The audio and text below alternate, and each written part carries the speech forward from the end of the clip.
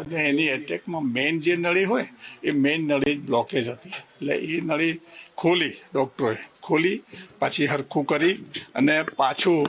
એને એ જે પેશન્ટ છે એ બાથરૂમમાં બી ગયા, જઈને આવ્યા અને કોઈ વાતો બી કરી, પછી પાછું નાનો મોટો કંઈ એટેક આવ્યો એવું ડાક્ટરનું કહેવું છે ટેકનિકલ રીતે,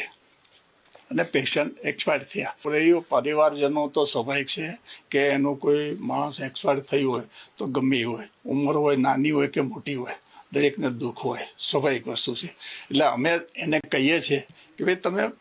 તમે પોસ્ટમોર્ટમ કરાવડાવો અને એમાં જે લાગતું હોય, જે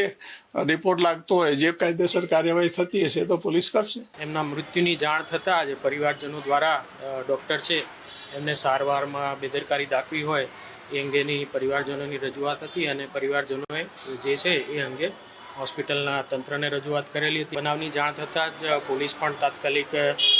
કાકડી હોસ્પિટલ ખાતે પહોંચેલ છે અને હાલમાં જે એમનો પરિવારજનનું મૃત્યુ થયું છે તો એનું અકસ્માત